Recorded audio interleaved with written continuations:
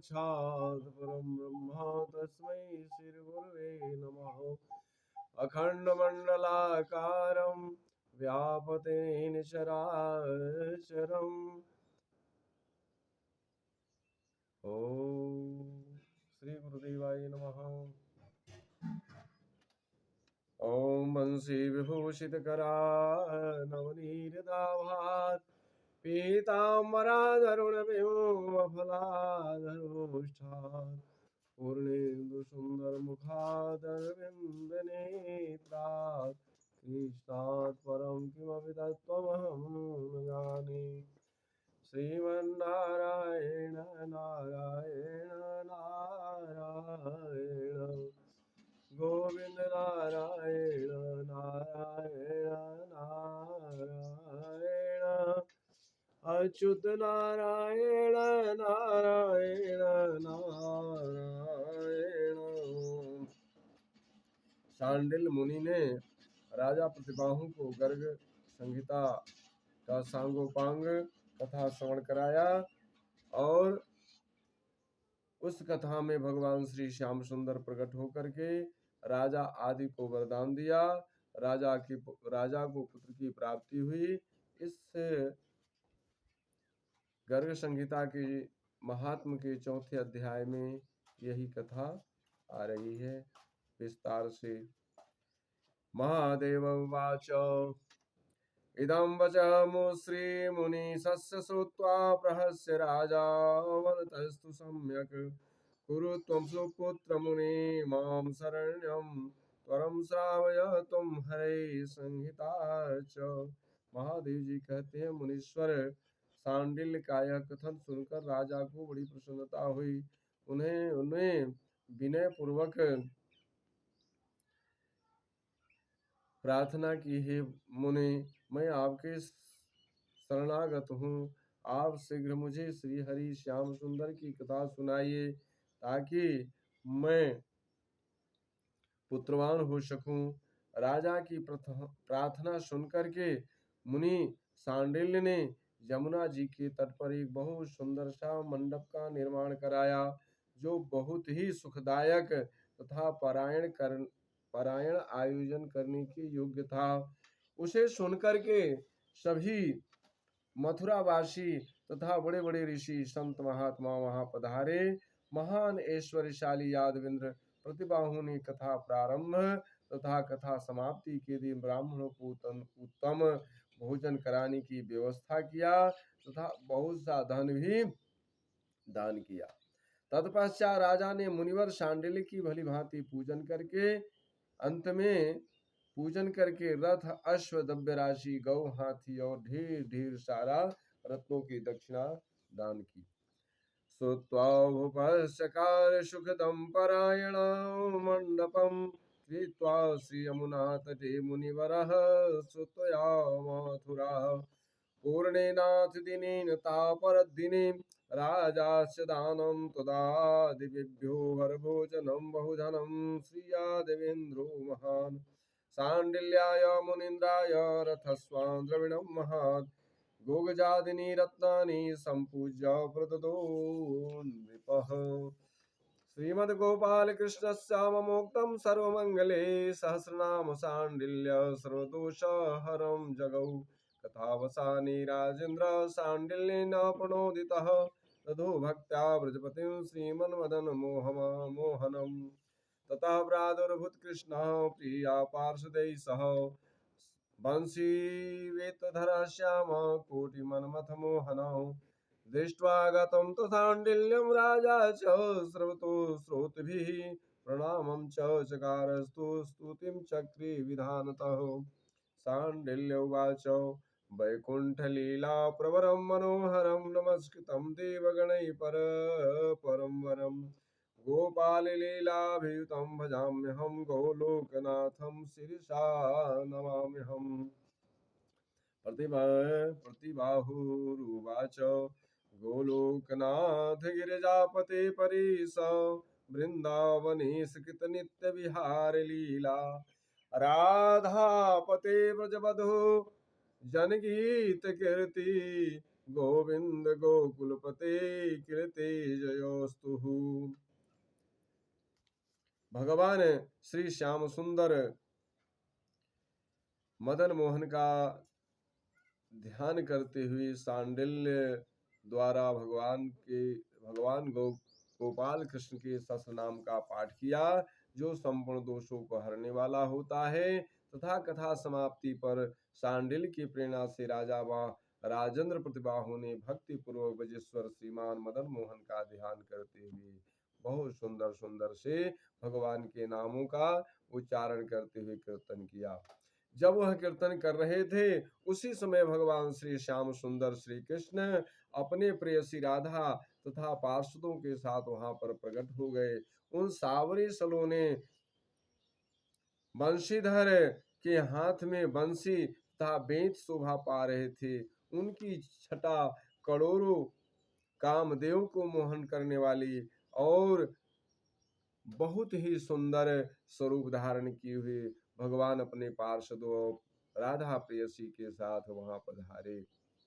उनके सम्मुख देख करके भगवान को देख करके महर्षि सांडिल्य राजा था समस्त श्रोताओं गण तुरंत उनके चरणों में लोट पोट हो गए और विधि पूर्वक भगवान की स्तुति की।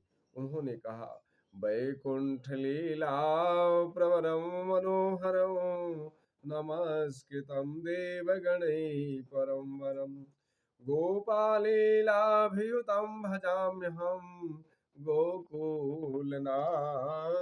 शिरसा नमाम्यहं। हे प्रभु, हे गोलोकाधिपति, मैं आपके चरणों में नमस्कार करता हूँ। राजा प्रतिबाहु भी भगवान को बड़ी ही सुंदर स्तुति किया। गोलोकनाथ गिरिजापति परेश वृंदावने सकृत नित्य विहार लीला राधापते ब्रजबधु जनकीत कीर्ति गोविंद गोकुलपते कीर्ति जयोस्तु। प्रतिबाहु कहते हैं, गोलोकनाथ, हे गिरिजराज, गोवर्धन के स्वामी, हे परमेश्वर, हे वृंदावन के अधीश्वर, नित्य विहार लीला करने वाले, हे राधापते, ब्रजांगनाओं के स्वामी, कृति का गान करती हुई जो ब्रजांगनाएं, गोविंद आप गोकुल के पालक, निश्चय ही आपका जय हो जय हो जय हो। रानी कहती है, हे राधेश, आप वृंदावन के स्वामी पुरुषोत्तम माधव हैं, आप भक्तों को सुख देने वाले, मैं आपके शरणों में शरण ग्रहण करती हूँ। समस्त श्रोताओं ने भी भगवान का बड़ा ही जय जयकार किया और हाथ जोड़ करके, श्रीनाथ हे जगन्नाथ हरापराधम क्षमस्वनः सुपुत्रं देहि भूयास्मास्मभ्यं भक्ति सुपादयो। हे जगन्नाथ, हम लोगों के अपराध को क्षमा कीजिए। हे श्रीनाथ, राजाओं को सुपुत्र, राजा को सुपुत्र तथा हम लोगों को अपने चरणों में भक्ति प्रदान कीजिए। महादेव जी कहती हैं, हे उमा, इस प्रकार भगवान भक्त वत्सल प्रणत जनों के प्रति मेघ समान गंभीर वाणी से उनसे कहा।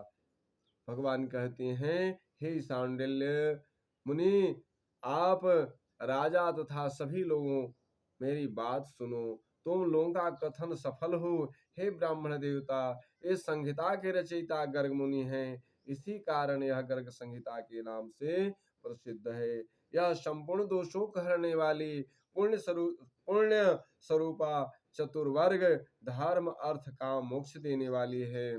कलयुग में जो कोई मनुष्य जिस मनोरथ की अभिलाषा लेकर के यह संहिता का पाठ करेगा, संहिता को श्रवण करेगा, उसकी संपूर्ण मनोकामनाएं पूर्ण हो जाएगी। भगवान शिव जी कहते हैं, हे देवी, ऐसा कहकर के माधव राधा के साथ अंतर ध्यान हो गए। उस समय सांडिल्य मुनि तथा राजा आदि श्रोताओं के परम आनंद की प्राप्ति हुई। तदंतर मुनिवर सांडिल्य ने दक्षिणा में प्राप्त धन को मथुरा वासियों को ब्राह्मणों में बांट दिया। फिर राजा को आश्वासन दे करके अंतर्हित हो गए। ततो भूति न राज्ञी गर्भमाधवशु माधत शोभनम् सूतिकाले सुतो जातु गुणवान् पुण्यकर्मतः इष्टो राजा ब्राह्मणेभ्यो कुमारस्य च जन्मनि गोभूष्वर्णवस्त्राणि गजस्वादीनि दत्तवान् देवदेवश्च सुपुत्रस्य सुबाहूनां चाकरोत् प्रतिबाहु नृपः श्रेष्ठो कृतकृत्यो बभूवः से गर्ग संहितां श्रुत्वा भुक्त्वा सर्वसुखानि च प्रतिबाहु यावन्ते गोलोकं योगि दुर्लभम् स्त्रियं पुत्रं धनं वापि वाहनं च यशो गृहं राजसौख्यं च मोक्षं च दाक्षी गर्ग संहिताः। जो कोई तदनंतर भगवान की कथा श्रवण करने के बाद रानी के राजा समागम से सुंदर गर्भ धारण किए, प्रसव काल आने पर पुण्य कर्म के फलस्वरूप एक गुणवान पुत्र का जन्म हुआ। उस समय राजा को महान हर्ष की प्राप्ति हुई। उन्होंने कुमार के जन्म के उपलक्ष्य में ब्राह्मणों को गौ, पृथ्वी, स्वर्ण, वस्त्र, हाथी, घोड़े आदि बहुत सारा दान किया। ज्योतिषियों के परामर्श से राजा ने अपने पुत्र का नाम सुबाहु रखा। इस प्रकार नृपश्रेष्ठ प्रतिबाहु का सफल मनोरथ हुआ। राजा प्रतिबाहु ने गर्ग संहिता का श्रवण करके संपूर्ण सुखों को भोग करके अंत में भगवान के गौलोक धाम को चले गए, जहाँ योगियों के लिए भी दुर्लभ है। ये गर्ग संहिता जो गर्गाचार्य जी के नाम से विख्यात है, जो यह कथा स्त्री, पुत्र, धन, सवारी, कृति, घर, राज, सुख और मोक्ष प्रदान करने वाली है। भगवान शिव कहते हैं, पार्वती सारी कथा कहकर जब विराम लिया, भगवान शंकर जब मैया पार्वती से यह कथा कह करके जब विराम लिया, तब पार्वती मैया ने पुनः उनसे कहा। पार्वत्य उवाच गर्ग संहितायास कथं वद ममाग्रतः अद्भुत चरितम यास्याम श्रुति माधवस्य ही। हे प्रभु, माधव का यह अद्भुत चरित्र आपने सुनाया, ये गर्ग संहिता की कथा मुझे बतलाइए। यह तो महात्म प्रभु आपने बताया, लेकिन गर्ग संहिता में कौन सी ऐसी कथा है, आप मुझे बतावें। तब भगवान शंकर कहते हैं, सर्वमंगले, गंगा तट के 4 योजन मील दूरी पर बिल्व के इस वन में एक सिद्ध पीठ है। वहाँ कलयुग आने पर गौलोकवासी वैष्णव के मुख से श्रीमद् भागवत आदि संहिताओं की कथा तुम्हें बारंबार सुनने को मिलेगी। सूत जी कहते हैं, हे शौनक, इस प्रकार महादेव जी के मुख से इस महान अद्भुत इतिहास को सुनकर के भगवान वैष्णवी माया पार्वती परम प्रसन्न हुई और श्री हरि की कथा सुनने की इच्छा से कलयुग के प्रारंभ में अपने को बिल्व के इस वन में प्रकट करने का निश्चय किया। इस कारण में लक्ष्मी का रूप धारण करके सर्वमंगला नाम से गंगा के दक्षिण तट पर प्रकट होंगी। हे मुनि, गर्ग संहिता का जो महात्मा ने आपसे कहा, और जो कोई भी व्यक्ति यह सुनता है, यथा कथा का पारायण करता है, वह सभी पापों से मुक्त हो जाता है। इति श्रुत्वा कथं सर्वां भवानेश्च भगवान् भव गर्गस्य संहितायाश्च कथयामास हर्षितः। पुनरुचिहर साक्षात् शृणुत्वं सर्वमङ्गले बिल्वकेशवने सिद्ध पीठे गंगार्धयोजने। श्रीमद्भागवतीनां संहितादीनि वै कलौ गोकुले अस्ति विष्णुर्जने वारं वारं च श्रूयसि। ऋतौवाच इतिहासरुद्रस्य मुखात् श्रुत्वा महाद्भुतं वैष्णवी भगवान् माया प्रसन्नाभूष शौनक। हरिर्गाथा बिल्वकेशवने गुणैः मुनैः सर्वात्मानं प्रकटं कर्तु कलिरादौ मनोदधैः। तस्माक्षीरूपिणी तत्र नाम्ना वैश्वमङ्गला गंगाया दक्षिणतटे प्रादुर्भूता भविष्यति। श्रीगर्गसंहितायाश्च महात्म्यं कथितं मुनैः शृणोति यस्य पठतिं पापदुःखैः समुच्यते। श्री मोहन तंत्री पार्वती हर संवादे गर्ग संहितायां चतुर्थो ओम तत्सत। ओम तत्सत। ओम तत्सत। बोले वृंदावन बिहारी लाल की जय। सूत जी कहते हैं, इस तरह से मैया पार्वती ने जब भगवान शंकर को कहा कि हे प्रभु, वह गर्ग संहिता की कौन सी कथा है, मुझे आप विस्तार पूर्वक बतावें। तब भगवान भोलेनाथ ने वह कथा श्रवण कराने का प्रारंभ किया। सौनक जी कहते हैं, ओम नमो नारायणं नमस्कृत्यं नरं चैव नरोत्तमं देवी सरस्वती व्यासं ततो जयमुदीरयेत्। शरद्विचम्पक जय श्रीमतीव विद्वेषकं मिलिन्द्र मुनिसेवितकुलिस कंजचिह्नावृतम् अस्फुट कनक नूपुरं दलित भक्त तापत्रयम् चलदुति पद्वयं हृदि दधामि राधापति। वदन कमल निरतस्य पेयो समाद्यं पिबति जनुमरुजं पातु सोऽयं गिरं मे। बदरवन विहार सत्यवत्या कुमारः प्रणत दूरितहार सारंग धन्मावतारः। कदाचिन्यानुसारण्ये श्रीगर्गो ज्ञानिनां वरः आयो शोनकं द्रष्टुं तेजस्वी योगभास्करः। तं दृष्ट्वा सहसोत्थाय सनको मुनिभिः सह पूजयामास पादाद्यैरूपचारे विधानतः। जिनके मुख कमल निकली हुई आदि कथा रूपी सुधा का बड़भागी मनुष्य सदा पान करता है, जो भगवान प्रणत जन को ताप हरने वाले समर्थ भगवान श्री नारायण अवतार सत्यवती कुमार श्री व्यास जी मेरी वाणी की रक्षा करें, उन्हें दोष मुक्त करें। एक समय की बात है कि ज्ञानियों में शिरोमणि परम तेजस्वी मुनि गर्गाचार्य जी, जो योग शास्त्र के सूर्य हैं, सोनक जी से मिलने के लिए नए मिसारण तीर्थ में आए।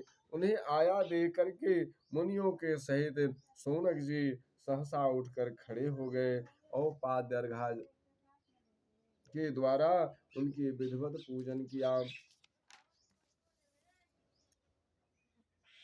शौनकौवाच सतां पर्यटनं धान्यं गृहीणां शान्ते स्मितं ऋणाम अंतमोहारी साधुरीव न भास्कर। सौनक जी कहते हैं, साधु पुरुषों का सब और विचारण धन्य है, गृहस्थ जनों को शांति प्रदान करने का हेतु हो गया है, वैसे भीतरी अंधकार को नाश करने के लिए ही महात्मा लोग प्रकट होते हैं। न भगवान, मेरे मन में जो जिज्ञासा उत्पन्न हुई करके कृपा करके आप बतावें कि भगवान के अवतार कितने थे, उनका निवारण कीजिए।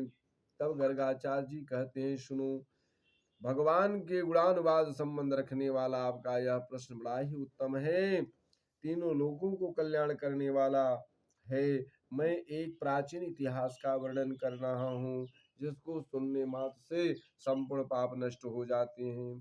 पहले समय की बात है कि एक मिथिलापुरी में बहुलासु नाम के राजा राज्य करते थे।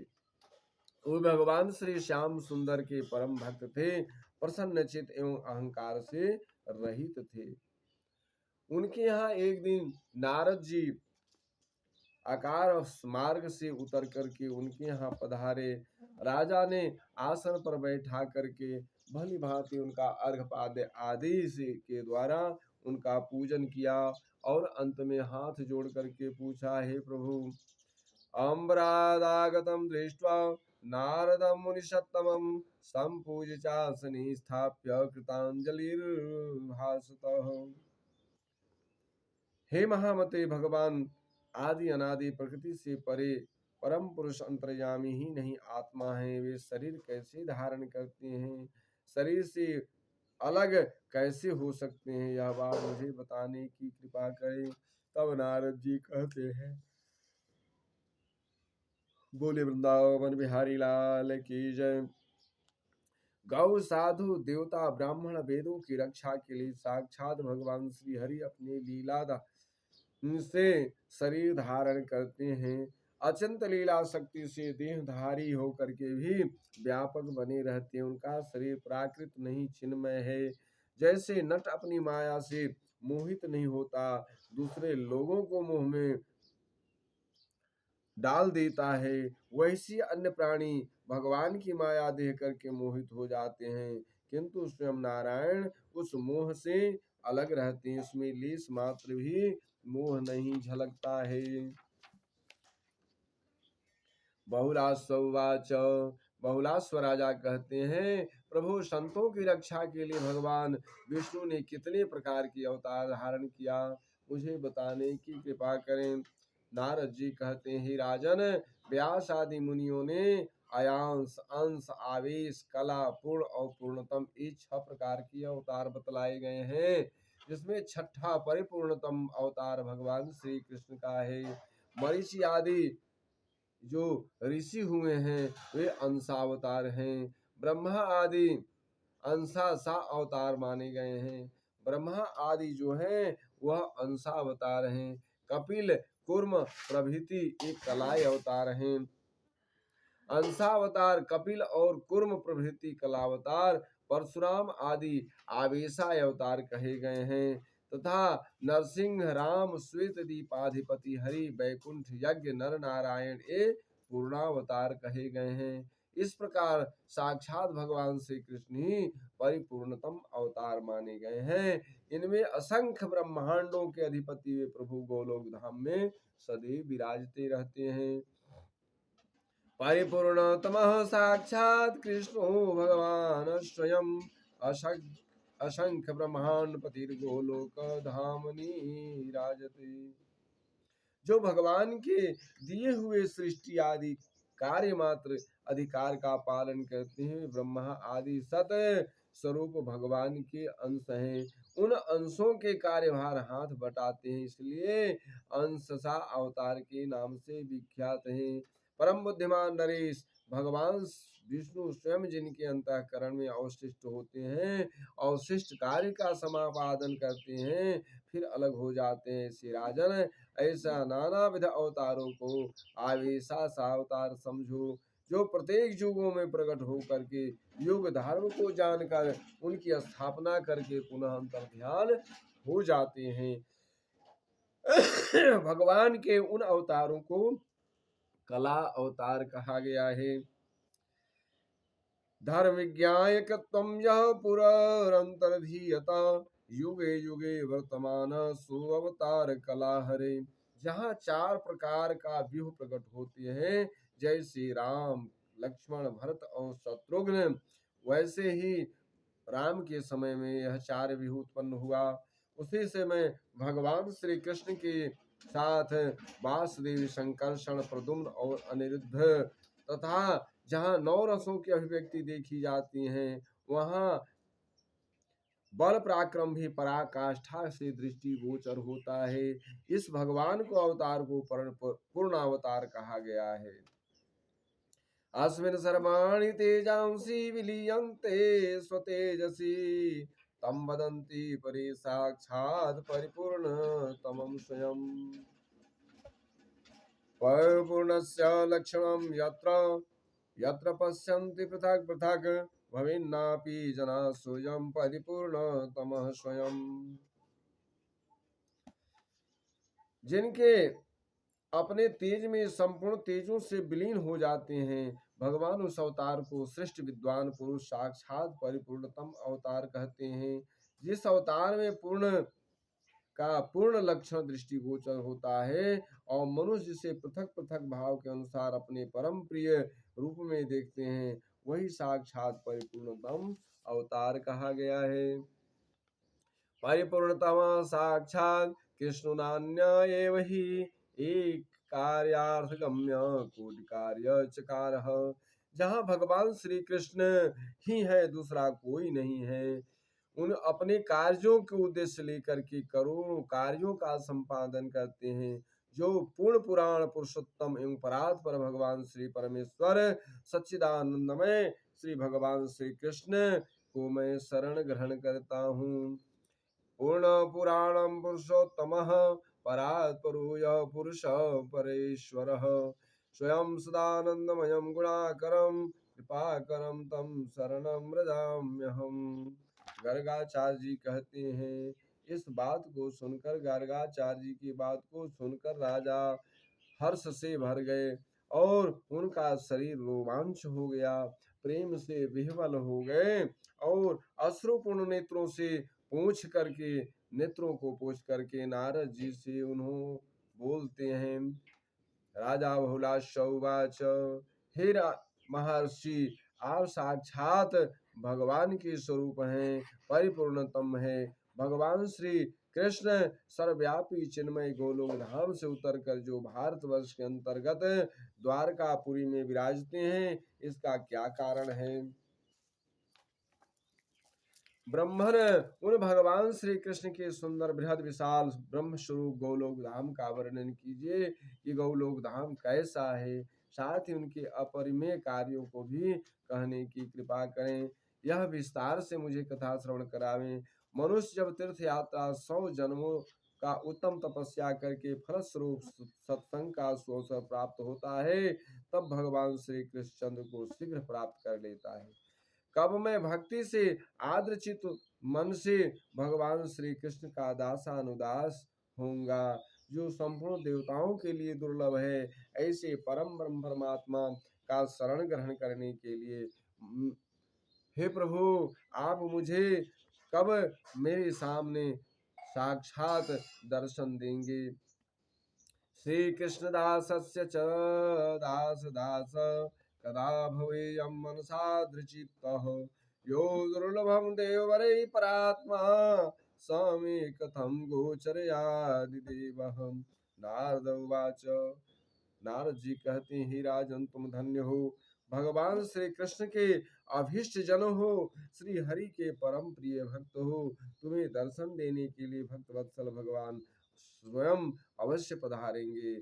ब्राह्मण देवता भगवान जनार्दन के द्वारका में रहते हुए भी तुम्हें और ब्राह्मण सुत देव को याद करते रहते हैं। नारद जी कहते हैं, जनकपुरी में जो राजा थे, वहाँ उनको कहते हैं कि हे राजन, तुम परम भगवान के परम प्रिय भक्त हो और वह जो ब्राह्मण श्रुत देव हैं, यह आप दोनों को भी बराबर याद करते रहते हैं। इस लोकों में संतों का कैसा सौभाग्य है, आप संत स्वरूपी हैं। बोले वृंदावन बिहारी लाल की जय। श्रीमन्नारायण नारायण नारायण, गोविंद नारायण नारायण नारायण, अच्युत नारायण नारायण नारायण, श्रीमन्नारायण नारायण नारायण। बोले वृंदावन बिहारी लाल की जय। अच्युत भगवान की जय। आज गर्ग संहिता का जो कथा है वह प्रथम अध्याय पूर्ण हुआ। इससे पहले जो कथाएं थीं वह भगवान का महात्म जो है 4 अध्याय में पूरा हुआ और एक अध्याय जो है यह गर्ग संहिता का मूल कथा है, जो शौनक आदि ऋषियों के द्वारा भगवान को राजा बहुलाश को श्रवण करा रहे हैं। श्री नारद जी कहते हैं, हे राजन, इस तरह से भगवान के अंशावतार, अंशसावतार, कलावतार, आविशावतार और पूर्णावतार तथा परिपूर्णतम अवतार, इस तरह से भगवान को के अवतार नारद जी ने राजा बहुलाश को श्रवण कराया। बोले वृंदावन बिहारी लाल की जय।